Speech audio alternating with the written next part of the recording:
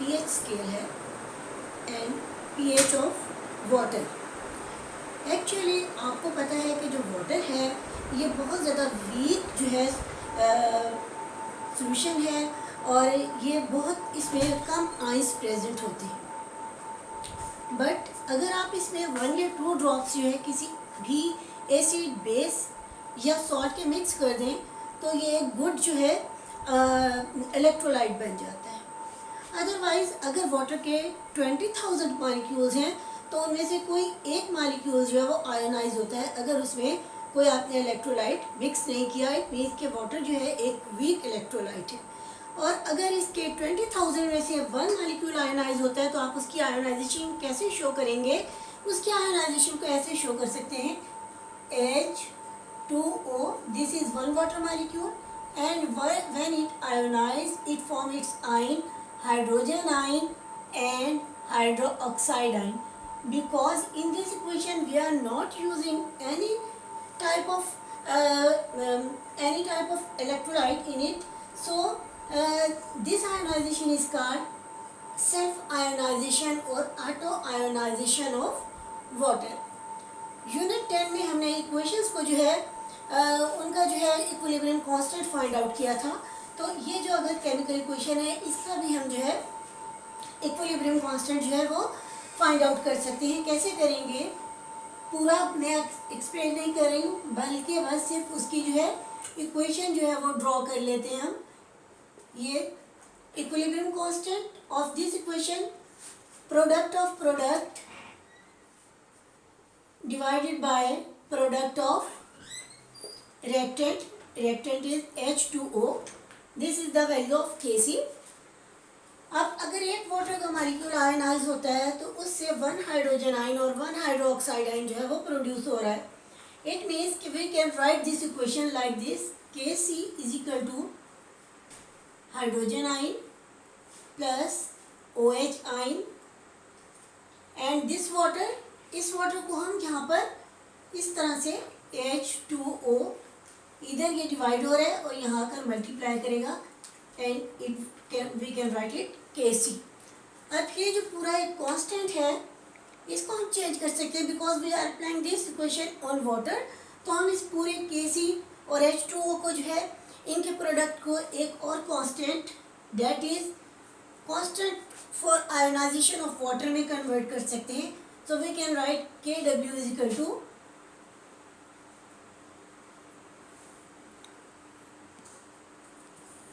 और आपको पता होना चाहिए कि इन दोनों का मल्टीपल जो है वो इक्वल होता है 1 multiply by 10 raise to power -14 at 25 Celsius. 25 Celsius पर वाटर के मॉलिक्यूल्स की जो जितने वाटर के मॉलिक्यूल आयोनाइज होते हैं उनमें उतने ही हाइड्रोजन आयन और उतने ही हाइड्रोक्साइड आयन जो है वो प्रोड्यूस होते हैं। अगर सेम हाइड्रोजन और हाइड्रोक्साइड आयन प्रोड्यूस होते हैं तो हम इसे यूँ भी लिख सकते हैं कि hydrogen ion equal to OH ion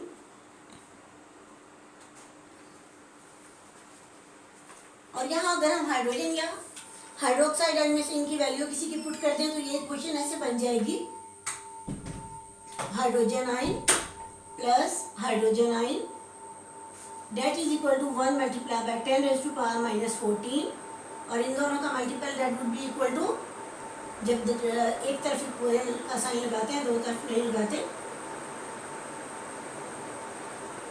square that is equal to 1 multiply by 10 raise to power -14 और जब रूट है या स्क्वायर है, स्क्वायर को खत्म करने के लिए हम रूट यूज़ करते हैं। स्क्वायर रूट ले लेंगे अगर हम इसका,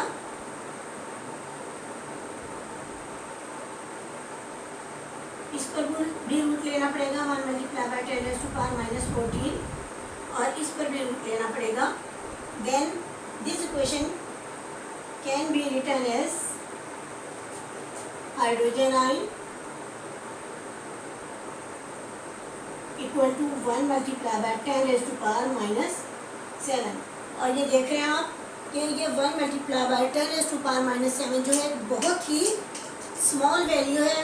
इतनी छोटी वैल्यू को जो है कैलकुलेट करना जो है बहुत ज़्यादा डिफ़िकल्ट है। तो इसको जो है हम किस तरह से इसको सॉल्व कर सकते हैं, इसको सॉल्व करने के लिए हम अगर हम इसकी जो है इसका लॉग ले लें इस वैल्यू का, then we can solve this. एक बीच में और शॉर्ट क्वेश्चन है इसी पैराग्राफ के बाद कि what is mean by P before a symbol. तो पी किसी साइन से पहले, किसी सिंबल से पहले अगर पी आप लगा देते हैं, इट मीन्स कि वो उसका जो है नेगेटिव लॉगरिथम हो जाता है उस वैल्यू का। इसी तरह अगर हम हाइड्रोजन से पहले भी अगर पी लगा देते हैं, then we can right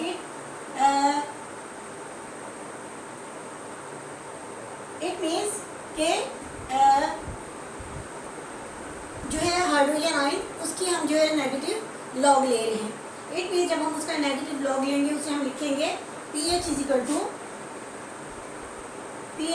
to minus log hydrogen ion, और minus log hydrogen ion that is equal to this value. It means के minus log hydrogen ion 1 multiply by 10⁻⁻⁷, और जब आप इसको सॉल्व करेंगे ये माइनस आ जाएगा, और -7 जब इसकी वैल्यू आप फाइंड आउट करेंगे और ये आ जाएगा +7। इट मीन्स के pH जो है डेट इज इक्वल टू +7। ये pH हमने हाइड्रोजन आयन की जो है प्रूव की है। इसी तरह अगर आप इस इक्वेशन में हाइड्रोजन आयन की जगह हाइड्रोक्साइड आयन लगा लेते हैं तो फिर यहाँ पर हाइड्रोक्साइड आयन का जो है प्रोडक्ट हो जाएगा और उसका जो है स्क्वायर बन जाएगा। सिमिलरली बिल्कुल सेम ऐसे ही POH बन जाएगा, और POH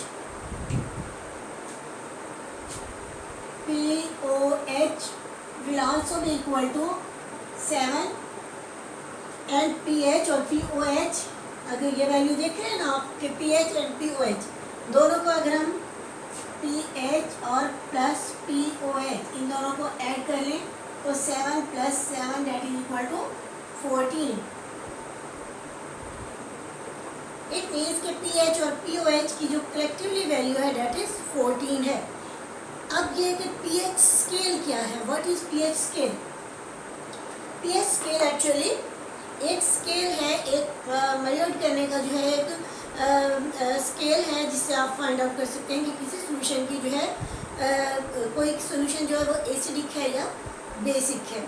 तो किसी सोल्यूशन की एसिडिटी या बेसिसिटी जो होगी वो 0 से लेकर 14 की रेंज में होगी। जैसे आप स्केल से लेंथ मेजर करते हैं, इसी तरह pH स्केल जो है उसकी वैल्यूज जो है 0 से लेकर 14 तक है। 0 1 2 3 4 5 6 7।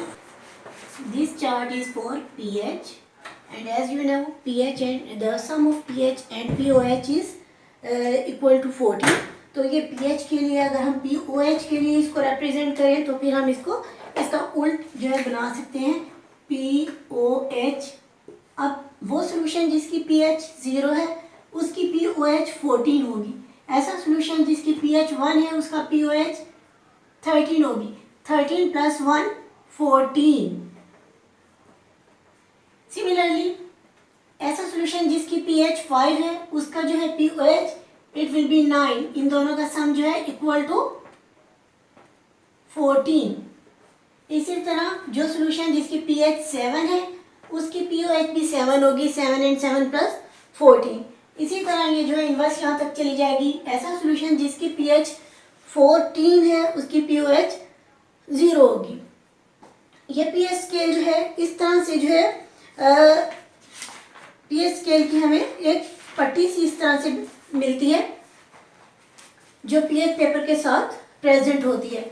जिस सोल्यूशन का भी हमने फाइंड आउट करना है उसमें उसे डिप करेंगे और निकालेंगे और कलर जो है इससे मैच करेंगे।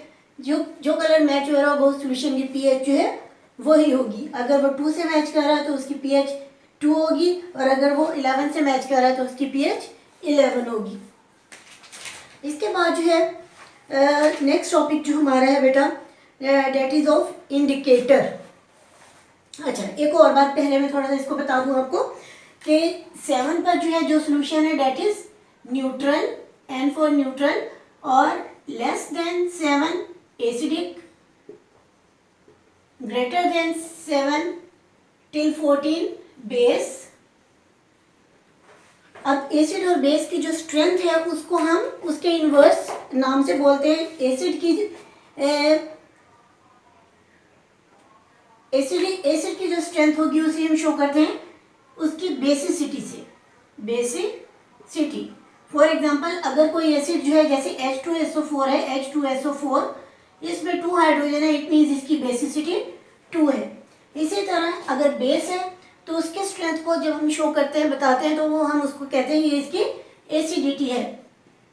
एसिडिटी कैसे पता लगेगा? For example if we have a solution and it's pH is 3, for example if we have a base और उसकी जो है फॉर एग्जांपल बेस इज, यहाँ पर अगर हम बेस ले लें calcium hydroxide CaOH twice, it means इसमें 2 हाइड्रोक्साइड आयन है तो इसकी जो बेसिस एसिडिटी होगी दैट विल बी 2। तो एसिड की स्ट्रेंथ को हम बेसिसिटी से रिप्रेजेंट करते हैं और बेस की स्ट्रेंथ को एसिडिटी से रिप्रेजेंट करते हैं। और जितने उसके अंदर हाइड्रोजन आयन या हाइड्रोक्साइड आयन प्रेजेंट है दैट इज देयर एसिडिटी और बेसिसिटी। इस टॉपिक को थोड़ा सा अभी हम आगे भी जो है करेंगे तो फिर साथ उसके एक्सप्लेन कर दूंगी जी। अब जो है हमारा जो नेक्स्ट टॉपिक है दैट इज इंडिकेटर। नाम से आपको पता लग रहा है इंडिकेटर। इंडिकेटर मीन इंडिकेट करने वाला, बताने वाला किसी सॉल्यूशन के बारे में कि वो एसिडिक है या बेसिक है। तो कोई जो चीज़ एसिड या बेस के बारे में बता देगी कि दिस इज एन एसिड और this is a base, that is called indicator. Normally जो हमारे पास लैब में इंडिकेटर होते हैं मिथाइल ऑरेंज है, मिथाइल ऑरेंज। इंडिकेटर्स जो होते हैं वो एसिड या बेस पे जाकर अपना कलर चेंज कर लेते हैं जिसकी वजह से हमें पता लग जाता है कि ये एसिड है या बेस है। नंबर 2 फिनोल्फ्थलीन।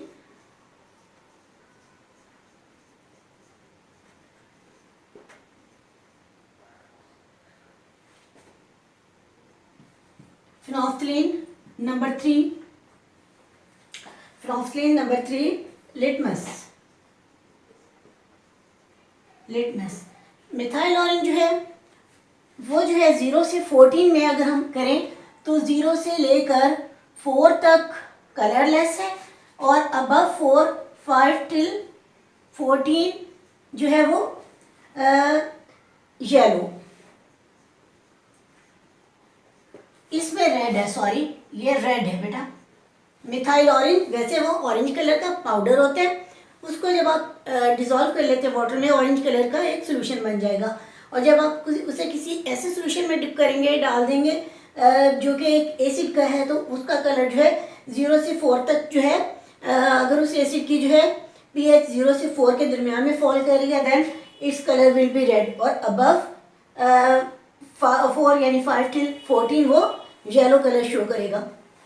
जो फिनोल्फ्थलीन है ये वाइट कलर का पाउडर होता है, इसको भी जो है वाटर में डिसॉल्व करते हैं तो एक इसका पार्शियली सोल्यूबल सोल्यूशन जो है बन जाता है। अब इसका एक ड्रॉप जो है उस वाटर का जिसमें ये डिसॉल्व किया हुआ है अगर हम किसी सोल्यूशन में डालेंगे तो ये अपना कलर चेंज कर लेगा, लेकिन 0 से लेकर 9 तक ये कलरलेस रहेगा, इसका कलर चेंज नहीं होगा। इट मीन्स के 0 से लेके 6 तक तो एसिडिक सोल्यूशन है, उसके बाद 7 8 और 9 तक जो है इसका कलर चेंज नहीं होगा, लेकिन अबव 9 यानी 10 से लेकर यहाँ से 10 से 14 तक इसका कलर जो है रेड हो जाएगा। और जो लिटमस है ये 0 से लेकर 7 तक जो है रेड अपने आप को शो करेगा और 8 से लेके 14 तक ब्लू। और ये जो कलर है ये शार्प होता जाएगा। 7 से 0 की तरफ अगर आप पीछे की तरफ आए तो उसका कलर जो है लाइट पिंक, फिर उसके बाद लाइट से डार्क होते होते रेड हो जाएगा, 0 पर रेड। और 8 से 14 जो है लाइट ब्लू, डार्क ब्लू, और 14 पर जाकर वो प्योर ब्लू, बहुत ज़्यादा डार्क, जैसे किसी डार्क ब्रिंजल का कलर होता है इंडिगो कलर, 14 तक उसका कलर इंडिगो कलर हो जाएगा।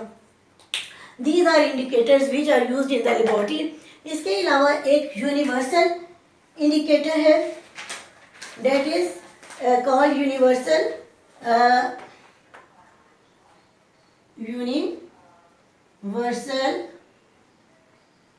इंडिकेटर।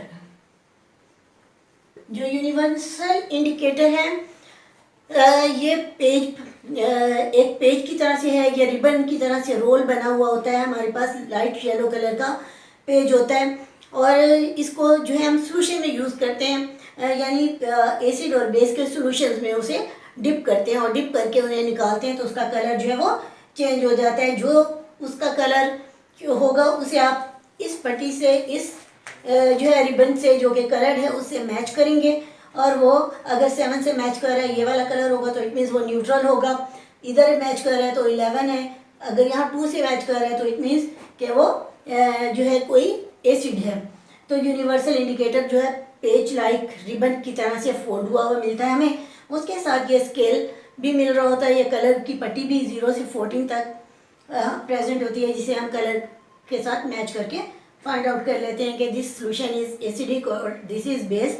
0 से 7 तक इसका कलर रेड कलर की रेंज में आएगा और अबव 7, 8 से 14 तक ये ब्लू कलर बढ़ता जाएगा। 14 जो है वो एब्सोल्यूट बेस के लिए यूज़ होता है और 0 जो है एब्सोल्यूट एसिड के लिए। इट मीन्स कि सबसे ज़्यादा स्ट्रॉन्ग एसिड जो होगा उसकी पीएच 0 होगी और सबसे ज़्यादा स्ट्रॉन्ग बेस होगा उसकी पीएच जो है 14 होगी और उसका कलर जो है वो डार्क पर्पल कलर का होगा। यहाँ पर मेरे पास जो बुक है यहाँ पर कलर डिफरेंट है, रेडिश है सॉरी। जो नेक्स्ट है that is pH meter and it is also called digital pH meter. PH meter और डिजिटल मीटर भी कहलाता है ये।